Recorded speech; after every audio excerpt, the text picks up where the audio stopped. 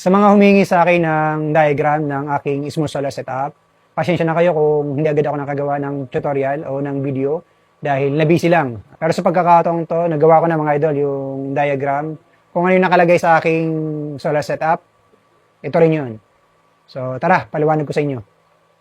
Ito na yung ating diagram. Pagpasensya nyo ng mga idol dahil ito lang yung nakayanan ko. Papaliwanag ko sa inyo mabilisan para mas maintindihan at masundan nyo. No? So start tayo sa ating solar charge controller. LJoy 600 watts, 40 amps. Itong unang wire, dalawa, positive negative, papunta tong solar panel. Dadaan muna siya ng breaker.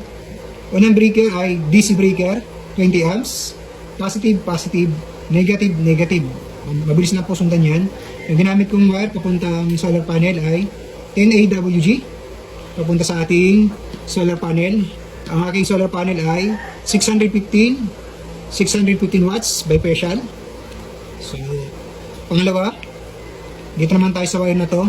Itong wire na to ay papunta naman ng battery. Positive, positive, negative, negative. Dadaan siya sa DC breaker na 50 amps. Ito yung wire niya sa baba. Ang gamit ko dito ay 8 AWG. Papuntang battery. Positive, negative. Ito yung battery natin ay 100 Ah, LiPo4, 12 volts. Tapos, battery papunta naman sa ating inverter. Yung gamit kong wire papuntang inverter ay 4 AWG. Dadaan muna sa ating breaker.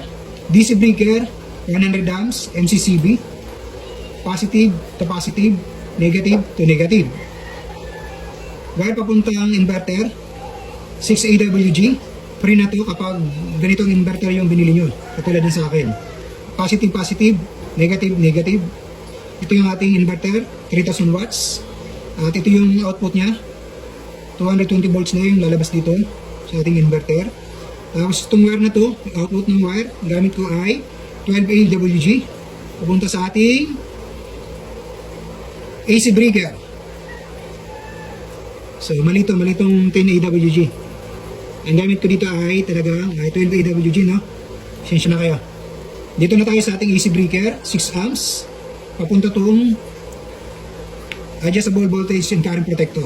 Start tayo sa ilalim. Papunta sa taas ng current protector. Sana nasusundan nyo, no? Ilalim ng AC breaker, papunta ang taas ng adjustable voltage and current protector.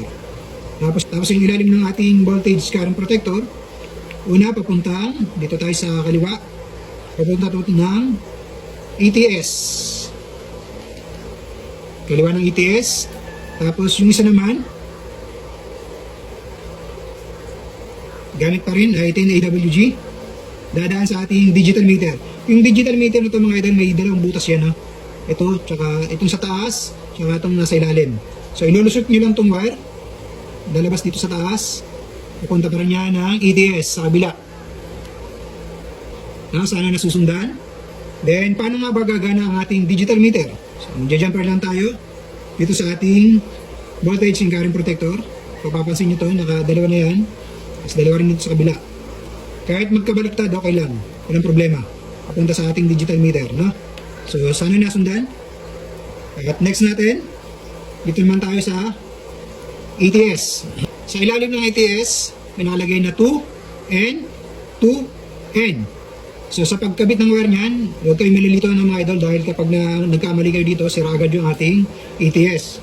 So pag nagkabit kayo dito sa 2, pupunta rin yan sa 2. Kung nagkabit kayo sa N, pupunta yan sa N. So sana nasusundan yan. Huwag kayong magkakamali dito mga idol. Tapos sa output ng ating inverter, yung sasaksakin ng ating appliances, ang gagaling dito, jumper lang tayo dyan, magkabilaan, yan, papunta sa ating outlet, 220 volts na yan. So dito tayo sasaksak ng mga appliances, electric fan, TV. So sa akin, sa setup ko dito sa bahay, hindi na ako naglagay ng outlet, no? Kasi ang ginawa ko ay rekta na. Yung linya ng bahay, rekta ko nang nilagay dyan. Hindi na ako naglagay ng outlet. Kasi kung dito ako magsasaksak ng mga appliances tulad ng TV, washing machine, ref, electric fan, ilaw, naku, labo-labo yung mga wire. Pwede naman kayo maglagay o kaya pwede naman rekta na.